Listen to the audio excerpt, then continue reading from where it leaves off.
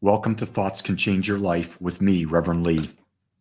So today, why be grateful? Pretty simple for me, because in gratitude, we heal, we heal all discord as we see the beauty in the balance that exists in life. Life is always in balance. When we cannot see the balance, we get messed up. And here's the thing that I know. Do you know what takes you out of balance? Judgment.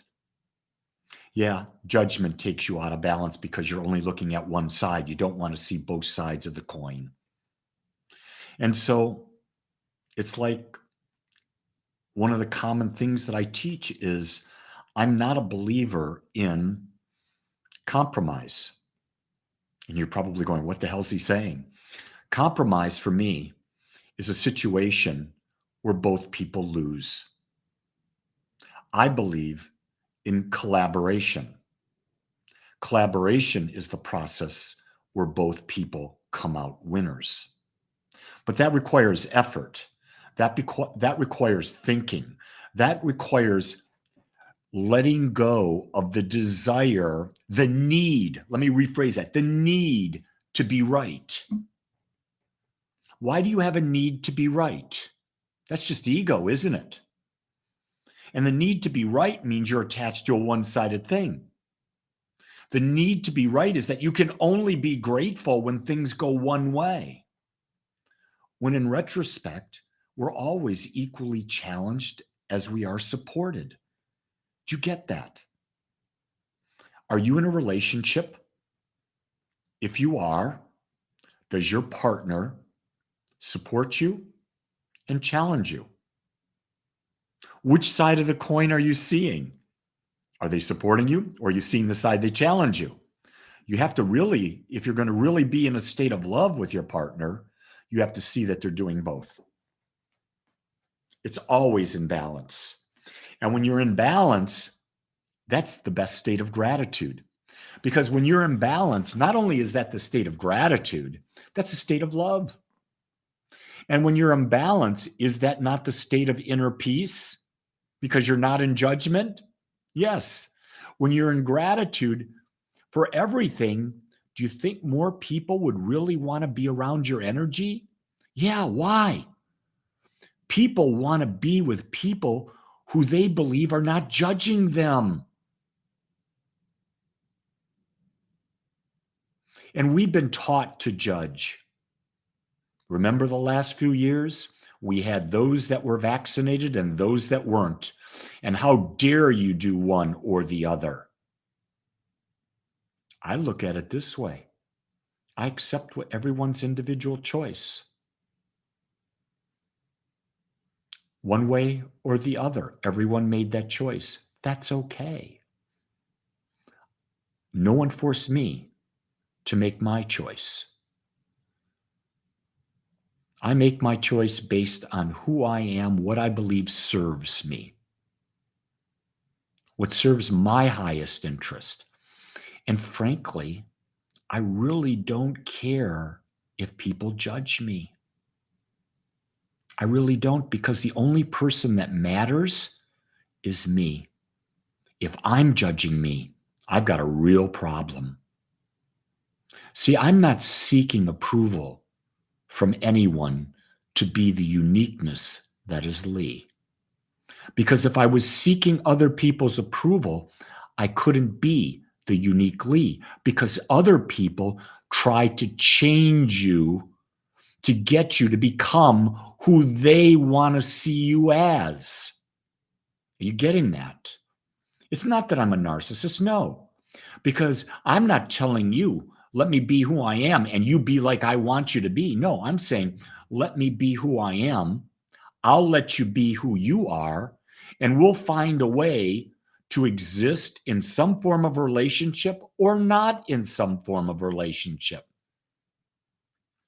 And in that process, I can always be kind.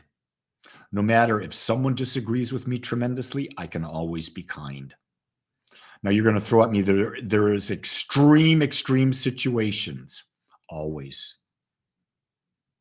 Always situations. The question you got to ask is, can the other person see it? Or are you seeing the balance? That's really the key thing. What if you were brought up in a household that was totally totally judgmental, and nothing you could do is right? As a child, you would not know what love is. And then when you grew up, you would not know what love is. And then you get into relationships and you would not know what love is. Because most of the time we take what we learn in our childhood and we bring it forward. And many people don't question that. They don't question, wait a second, this childhood wasn't right. This isn't love. And so they just blindly follow in the same pattern that they were brought up in. I'll tell you, one of the things that I love is that I didn't perceive my mother to be the greatest of mothers. But as I got older, I realized she was doing the best she could. But here's something I didn't know. I watched my mom, and I don't know of a greater love that a grandmother had than my mother did. And I think that is like the most beautiful experience in the world. And because of that example, I know I'm a great grandfather. Not a great grandfather. I'm a great grandfather. I give love so fully, so unconditionally to my granddaughter. I accept her so as she is, and I don't try to change her.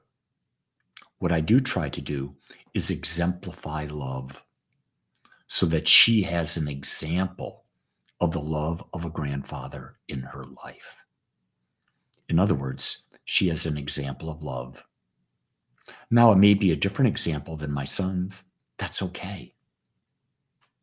Is there a right way, or is there just ways? Great questions to ask. I am grateful for the challenges in my life, because the challenges in my life expand me and grow me.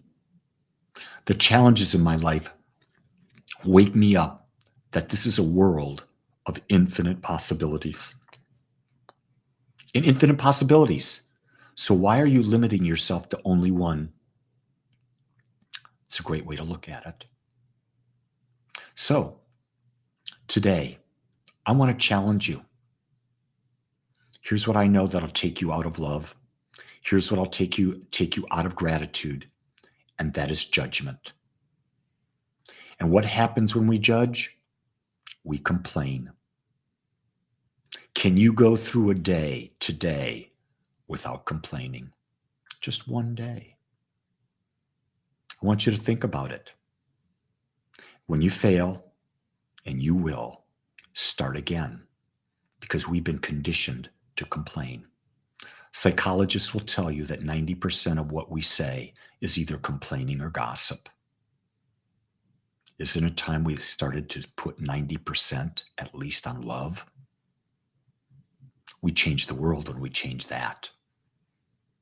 Can you take the commitment? Can you make a commitment for one day to not complain and see how that feels? I look forward to hearing from you. Make it a great one. Aloha.